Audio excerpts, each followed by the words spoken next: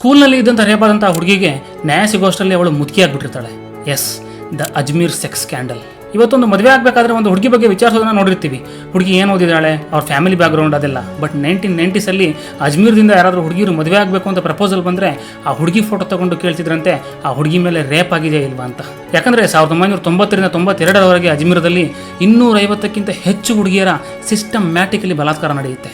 The story has money, power, scandal and most importantly it has religion because it is connected with the dargah of Khwaja Moinuddin Chishti.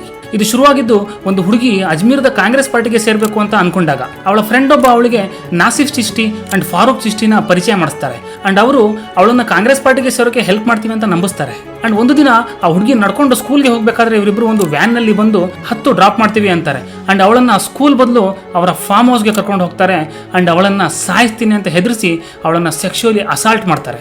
And ಅವಳ photographs ತಗೊಂಡು ಅವಳನ್ನ black ಮೇಲ್ ಮಾಡಿ ಅವಳ ಫ್ರೆಂಡ್ನ ಕರ್ಕೊಂಬರಕ್ಕೆ ಹೇಳ್ತಾರೆ. This is how it started.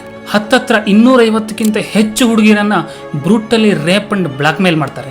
ಆ ಹುಡುಗಿಯರ ಕೈಲಿ ಏನೂ ಮಾಡೋಕ್ಕಾಗಲ್ಲ, ಯಾಕಂದರೆ they are highly influential and ಅವರ ಫ್ಯಾಮಿಲಿಗೆ ಅಜ್ಮೀರ್ ದರ್ಗಾ ಜೊತೆ ಡೈರೆಕ್ಟ್ ಕನೆಕ್ಷನ್ ಇರುತ್ತೆ. ಈ ಕೇಸ್ ಆಚೆ ಬಂದಾಗ ಅದೆಷ್ಟೋ ಹೆಣ್ಮಕ್ಳು ಮರ್ಯಾದೆ ಗಂಜಿ ಸ್ಟೇಟ್ಮೆಂಟ್ ಕೊಡೋಕ್ಕೂ ಕೂಡ ಮುಂದೆ ಬರಲಿಲ್ಲ. ಅಂಡ್ ಎಷ್ಟೋ ಜನ ಸೂಸೈಡ್ ಮಾಡ್ಕೊಂಡ್ರು. ಅಂಡ್ ಕೋರ್ಟ್ನಲ್ಲಿ ಒಬ್ಬ ಮಹಿಳೆ ಜೋರಾಗಿ ಕಿರ್ಚಿ ಬಡ್ಕೋತಾಳೆ, 32 ವರ್ಷ ಆಯಿತು ನಾನು ಕೋರ್ಟ್ಗೆ ಬರ್ತಾ ಇದ್ದೀನಿ, ನಾನಿವಾಗ ಅಜ್ಜಿ ಆಗ್ಬಿಟ್ಟಿದ್ದೀನಿ, ನನ್ನ ಮಕ್ಕಳು ಕೋರ್ಟ್ಗೆ ಯಾಕೆ ಹೋಗ್ತಿದ್ದೀಯ ಅಂತ ಕೇಳಿದ್ರೆ ನಾನು ಏನು ಹೇಳಲಿ ಅಂತ. ಆಫ್ಟರ್ 32 ಲಾಂಗ್ ಇಯರ್ಸ್ ಅವರಿಗೆ ಜೀವಾವಧಿ ಶಿಕ್ಷೆ ಅಂಡ್ 5 ಲಕ್ಷ ದಂಡ ಹಾಕಲಾಗುತ್ತೆ. ಅಂಡ್ ಒಂದು ಟೈಮ್ನಲ್ಲಿ ನಾಸಿಫ್ ಚಿಶ್ತಿ ತಾನೊಬ್ಬ ಮೆಂಟಲಿ ಅನ್ಸ್ಟೇಬಲ್ ಅಂತ ಕೂಡ prove ಮಾಡಿಬಿಟ್ಟಿದ್ದ. 32 years later, all 6 accused in the Ajmer sex scandal have been sentenced to life imprisonment.